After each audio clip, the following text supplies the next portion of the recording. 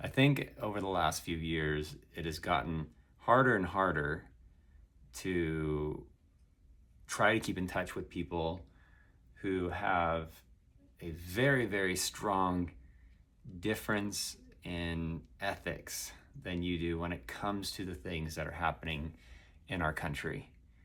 And I'm not entirely sure at what point I cut people off who I grew up with and who I am extremely, or at least once was extremely close to. I grew up being told that our Constitution mattered, that we should fear the government taking our constitutional rights away, and that the government, if they violate those constitutional rights, you are supposed to fight back. You are supposed to speak up. You are supposed to get loud in the streets. And as soon as it's something that agrees with their personal viewpoint on something, let's say like immigration, that all undocumented immigrants need to be deported from this country, regardless of whether or not they have committed any violent crimes or even any crimes other than entering the country illegally. Okay? So as soon as it comes to that, they support whatever it is that the president orders, even if it goes against our constitutional rights, even if you're supposed to have a warrant for an arrest and ICE does not, okay? Even if you're allowed to peacefully protest or record what is going on, and ICE gets in your face and sprays you with a can of bear spray, because that's practically what they're doing now, or let's say shooting you in the face for following them and alerting others that they're in the neighborhood, which is not illegal.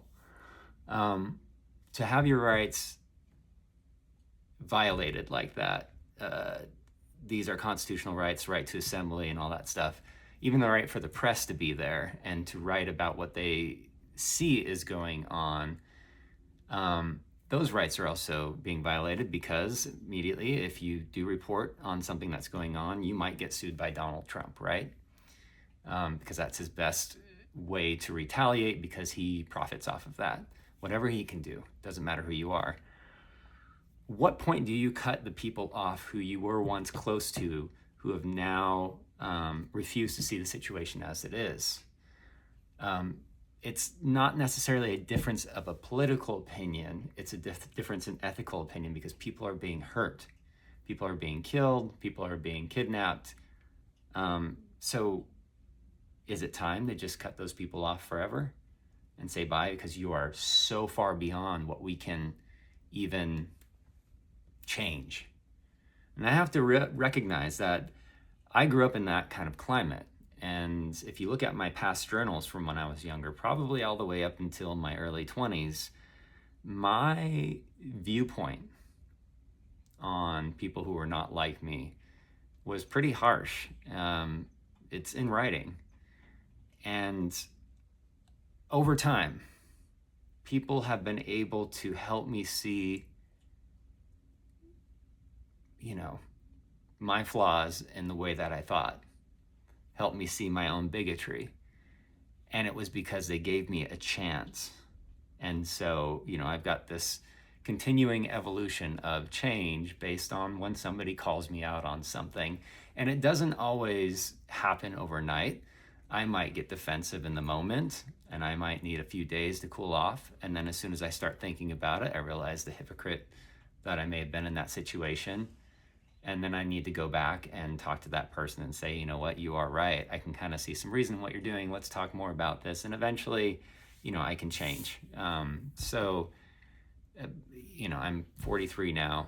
So we're talking about 20 years removed from that person that I used to be to who I am now. If somebody continues, though, and they can't make those changes, and you really recognize, like, man, you've been trying so hard to get them to see reason, this is an ethical problem. it's not, a simple political problem. This is something that has to go into your core as about what is good and what is essentially evil, if that's what you want to call it, bad, whatever it is. And so how can you continue to keep those relationships with people who would like to see us go towards that kind of moral and ethical atmosphere in the United States, to shut out everybody, to shut out the rest of the world, and close our doors essentially to any kind of allyship, except for only those who will comply. And I think I'm at that point where I do feel like I'm ready to cut some people off in my life, and it really, really hurts. It's not something that I want to do. And sometimes, in my brain, I assume I know where they're at because of the way that they have reacted even within the last year or 6 months. And so it's the scariest thing is to approach it and to ask, where are you at now at this point in the United States, at this point in everything that we have seen? Where are you now? And that's hard. So I just wanted to share that because I talk to other people and they feel like they're in the same place, whether it's family members or friends. Family's probably the hardest.